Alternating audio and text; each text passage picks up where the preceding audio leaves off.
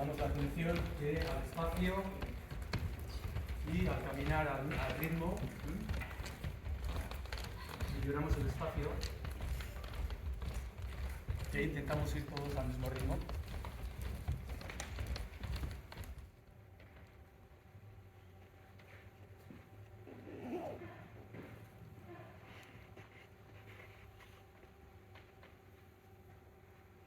Esta se va haciendo sonora, se puede, poco a poco va entrando, va saliendo, mejor dicho.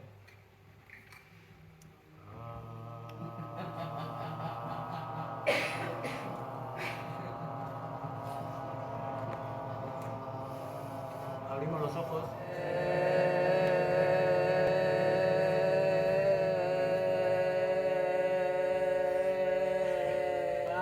Con la expiración. Ostras, que ha llegado.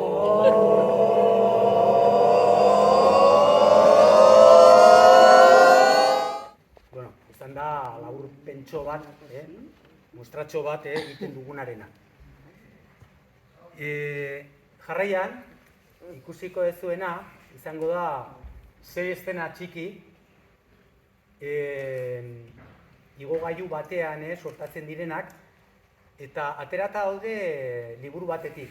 Liburuak izenburua du 100 viajes en ascensor.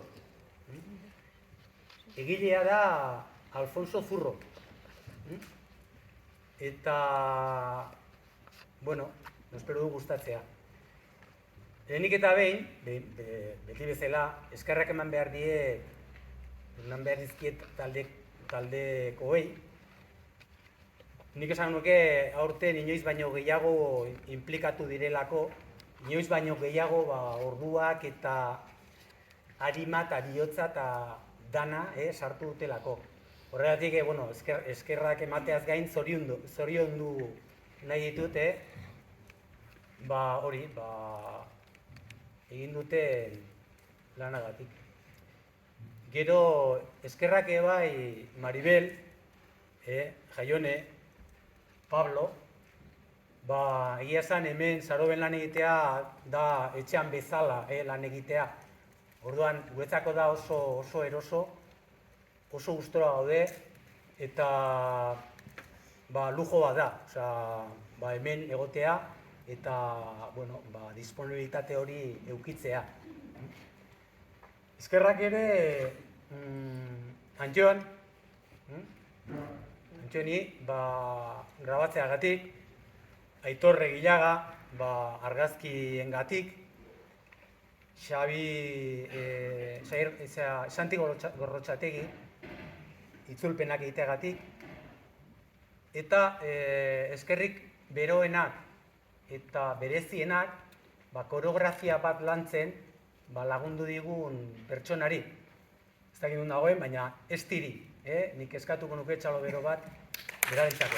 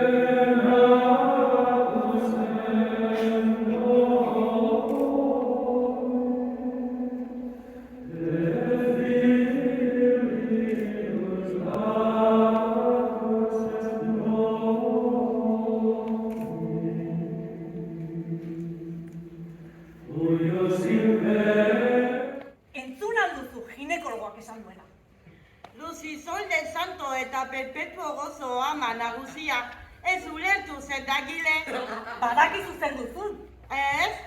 Garbantzu txiki bat. Garbantzu txiki bat zure tripatxoan. Horrek esan nahi du kastitate botoa hautsi duzula. Nik ez ezerra utzi, ama. Ez ezazun ere pazientzia doatxoa zigortu. Orduan, nori emango diogu garbantzu txikiaren jabetza? Espiritu Santuari? Gizona ez, gizona ez. Ba gizona ez bada, nori izan da? Santu bat? Nahikoa da. Santu bakarra dago gauean zelda bizitatzeko dispentsarekin. San Sebastian, San Jose. San Jose aldare nagusiaren eskuinaldean dagoena da. Horre bakarri du dispentsa. Bizarrak ez, hori ez.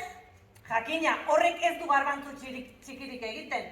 Mandoa baino antzuagoa da. Etorri gizona geziak, bataio kaperaren ondokoa. San Sebastian? Bai, San Sebastian, atea jo, eta zierara sartu, gezi zauriekin miazkatzeko eskatu. Miazkatzeko? Zendatzeko. Pervertitua. Eta gero igurtzi. Iso, lotxagabean. Bani beti pentsatu izan dut, San Sebastianik gure aizpak baino gehiago interesatzen zitzaizkiola Dominikoen nobizioak. Zenbat santu iristen gauetan? San Jose bakarra dago. San Jose bakarri du sartzeko baimena. San Sebastiani buruz duan lehen berria da. Ez dakit ze galdu ote zaion gure konbentuan. Beira, hartzapeztikoak entzungo dizkit entzun beharrekoak. Hartzain makila nidakidan tokiti sartuko diot. Barkatu, jauna, bekatuzko pentsamentu hauengatik. Nik nahi San Sebastianekin ona izan. Oso onbera izan zara, virtudes de la divina pureza. Baina gaur gauetik aurrera nere ondoan egingo duzulo. Beste ureztatze batzu behar dituen lore xaloa zara. Eta orain, San Sebastianen garbantzuti sendatuko zaituen beste mediku batengana joango gara. Eta jainkoak barka gaitzala. Ave Maria Purísima. Bekaturik gabe sortua. Hori, amen.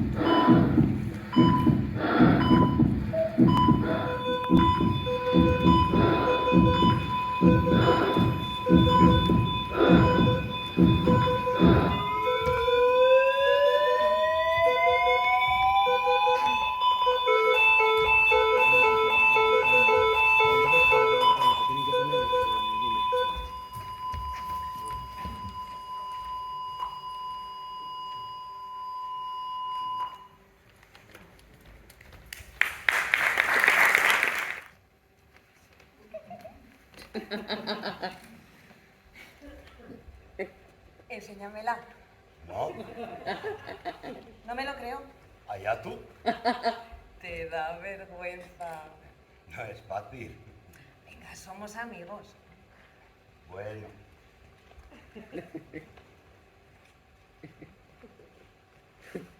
¡Dios! ¡Es cierto! ¿qué te decía? Pensaba que estabas de broma.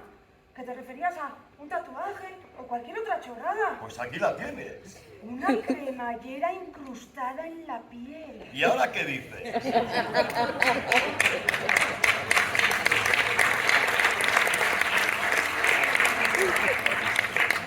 Bueno, eso. ¿Y por qué la tienes ahí? Para acceder más fácilmente al corazón. ¿Te pasa algo? Lo tengo muy delicado. Ay, te lo tienen que trasplantar. Ya me han trasplantado 6, pero todo sigue igual. ¿Igual en qué? Los médicos no se ponen de acuerdo en cuál es el origen del problema. Y una vez al mes me lo tienen que desenroscar. No entiendo. Se retuerce, gira como un tornillo sobre sí mismo y claro, te puedes imaginar. Un corazón no puede hacer eso. Algunos médicos dicen lo mismo, hasta que lo ven. Y gracias a la cremallera me observan a menudo. Y vienen doctores de todo el mundo. Lo de la cremallera es ingenioso. Simple. ¿Me dejarás ver tu corazón? Por Dios, ¿cómo se te ocurre? Es solo para doctores. Ay, venga, me mueve la curiosidad. Caprichosa.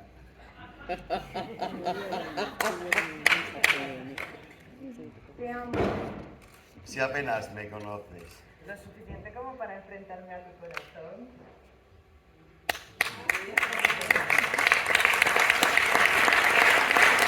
Welcome to the Moulin Rouge. Where's all my soul sisters? Let me hear your flow, sisters. Hey, sister, go, sister, soul, sister, flow, sister. Hey, sister,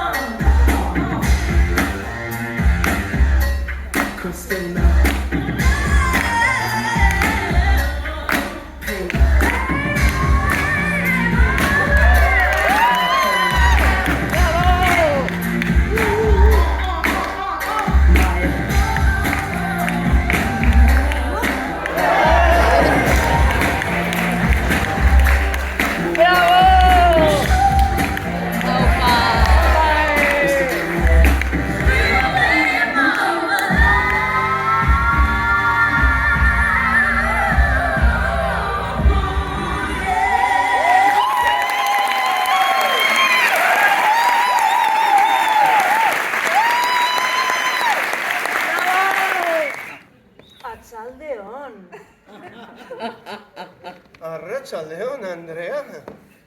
Nahi aldidazu erraztuna muxukatu. Ui, zuzen nahi dezu. Apezpikoa naiz. Apezpikoa zu, Bai. ba ez dirudi. Apezpikoa kalez jantzita guazenean, gainerakoa bezala, jazten gara. Talepokoa? Oi, alde egin du, joan emendekoa da. Ba horrela, exekutibo itxura duzu. Goikoaren exekutiboa. Bai, harimak erosten eta saltzen. Itzaren esanai merkantilistari gabe, hartaldea zaintzen du. Harima hartzaina naiz. Zein ederra. Biblia, kangoikoaren edertasuna hitz eginda. Eta orain badakizuten nor naizen, nire erraztune eskaintzen dizut, muxo eman dia zaiozun. Eta zergatik emango nioke muxo zure eraztunari. Nere Elizagintaren onarpen seinale. Ba naiz fededuna. Ez duzu inoiz sinetsi. Ez, inoiz ez. Ta langabezian gelditu nintzenetik gutxiago. Ta aurrera atera behar ditudan pare bat semalabekin are gutxiago. Ta hori dela eta prostituzioan ibiltzera behartuta ikusi naizenetik pentsa. Horrela sinistu aldezaket. Bai, jangoikoa betiago rontasunez beteta. Emaidazu zure eraztuna. Nere eraztuna? Urrezkoa da. Bai. Zerbaitetan sinisten lagunduko ledak, Ez naztu inoiz, materiala espiritualarekin. Ba zure urrezko harriko eskor horrek urte pare bat konponduko lizkeake. Jangoikoa dezutegi tartean dago. Horrek esan nahi du bakoitza bere bizitzan bilatu behar duela. Bera lanean, naiz eta... Orduan. Lagunduko diazu? Dena ardi galdu bat berreskureatza egeatik izan dadila. Ba, 200 majo, ta musurik ez. Nole? Eta mokokadekin? Hori zerbitzu osoa da, 300. Ai, ama. Ze prezia dun gaur egun evangelizazioa. Orduan? Osoa izan dadila. Bravo!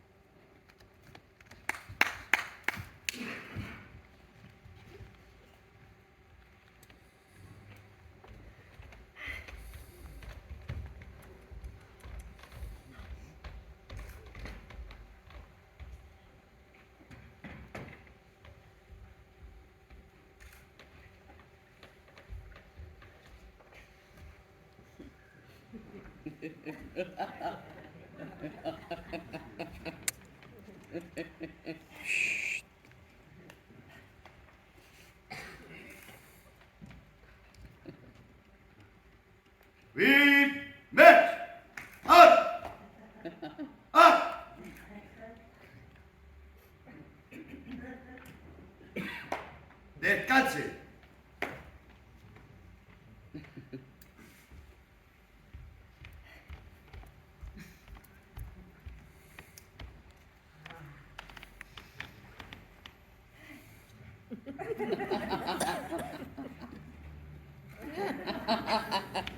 Oso ume ederra da. Eta garua, barkauean hitz egiteari ekin zion papagaio baten pare.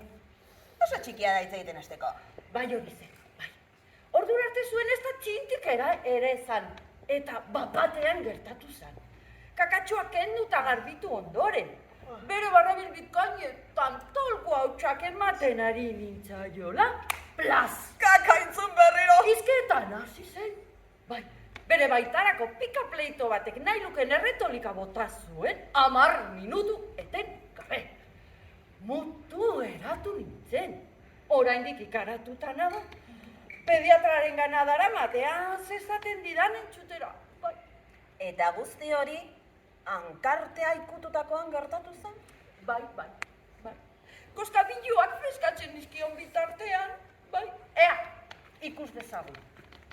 Hortxe lastalduko dut, ea izketan hasi eta zuk entzuten duzu.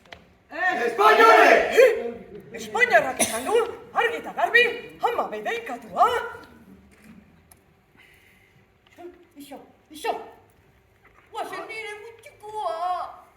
Al llegar para mí la hora de rendir la vida, ha sido mi voluntad constante ser hijo fiel de las patrias. Baina hori da, seri potroak ukitzen. Barkatu esamoldea, jarraitu mesedez. Entrega y abnegación en la gran empresa de hacer una España unida, grande y libre. No olvidéis que los enemigos de España y de la civilización cristiana están alerta. Hitzoiek Francorenak dira. Bere testamentukoak, hautxo hau, generalisimoaren ahotik mintzu da. No me jodas.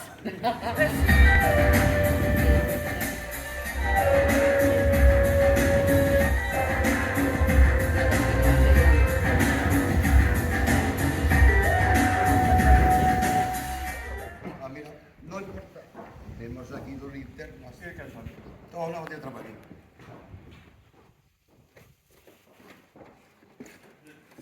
A ver ese que sale. ¡Hala! ¡Mira! Una cámara de vigilancia. Oh, es la primera vez que veo una en un ascensor. Son una moda. Una plaga que aceptamos con toda naturalidad. Si la han colocado ahí, por algo será. Sí, para despojarnos de territorios de libertad. En estos lugares tan reducidos pueden pasar muchas cosas. O ninguna. Más vale prevenir. ¿De qué? Fíjese, usted y yo estamos hablando. Y alguien nos está observando. ¿Nos importa? No tenemos nada que ocultar. Tampoco estaríamos aquí frente a una cámara si tuviéramos que hacerlo, ¿verdad? Tienes una razón. Día a día nos entregamos a este control que nos venden como seguridad, sin preocuparnos de estar todo el día vigilados. Si es para preservar de un delito, no tengo nada que objetar. Al otro lado, alguien nos vigila. ¿Quién es? ¿Qué pretende? Tome. Quizá esto solamente se arregla así. ¿Qué hace? Voy a enseñarle la pincha. Pero... ¿Está usted loco? Tome, tome. Le mostraré la majadera como gesto de desprecio. Pero piense. Lo van a grabar. Eso es lo que busco. Confundirles, ofenderles, despreciarles. Está usted equivocado de gesto. Yo elijo mi gesto, mi mueca de repudio, porque tengo una cebolleta feota, chorizona, moradita, granulosa, áspera, costrosa, con varios edemas que la hace repulsivamente grotesca. ¡Una defensión de carajo! Espere, la mueca no es con el aparato. Para ningunear se enseña el trasero, el culo. Esa será su mueca, porque no calza una longaniza tan deslucida como la mía. La acción es bajarse los pantalones y mostrar las nalgas. Hagamos una cosa. Despreciemos al unísono. Usted les guiña el ojo de culo. Y yo les amenazo con la cachimporra. ¡Ahí está! Culo y polla, venga. Pero piense. Pero piense. No va, no, pero piense. Perdón. Ay, por Dios. ¿Tienes miedo, chiquitín? No. ¿Tienes miedo? No. ¿Tienes miedo a la rebelión? ¿Y todo por unas putas cámaras? Yo me bajo aquí. Yo continúo. Yo quiero darle su merecida al que a los que vigilan.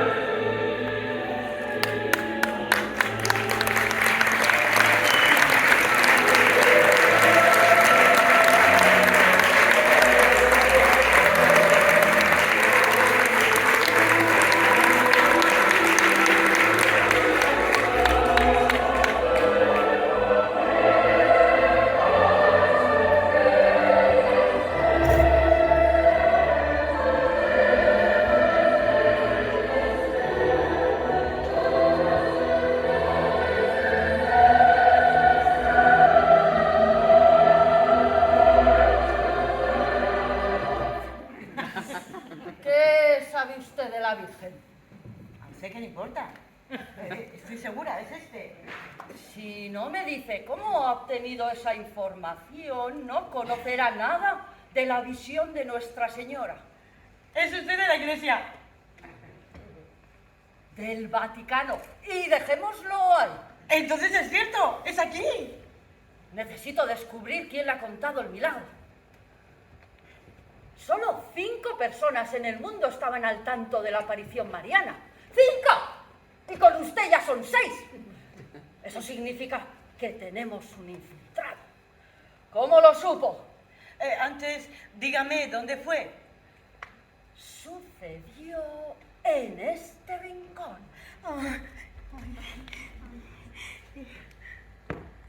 ¿Y a quién? ¿Quién tuvo el don de su presencia? 2 pastorcillas.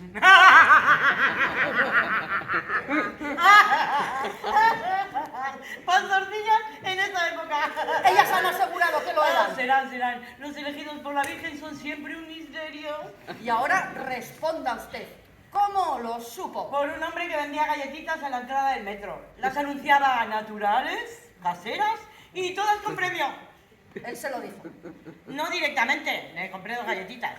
En la primera tenía un papelito enrollado que decía: combatiré contra ti con la espada de mi boca. Interesante, San Juan, Apocalipsis 2:16. En la segunda leí: hoy, aparición de la Virgen en el ascensor de la calle Azucena 12. Y no dudé un segundo y corrí hacia acá. ¿Qué ha hecho con los papeles? Me los comí junto con las galletitas. Ay, ¿no es usted demasiado mayor para creer en determinadas cosas? ¡Lo de la Virgen! ¡Lo del premio! Es la primera vez que me toca algo, de verdad. Ya. ¿Se fijó si el hombre de las galletas tenía alas? Alas grandes, blancas. No. Llevaba una cazadora de cuero azul. Ya. ¿Y físicamente cómo era? Era alto, negro. ¡Negro! Negro. Entonces no es él. No es el ángel de la Anunciación. Otro problema. ¿Ocurre algo? Hay complicaciones ahí arriba. Nos llegan mensajes que intentamos analizar, pero son confusos, contradictorios.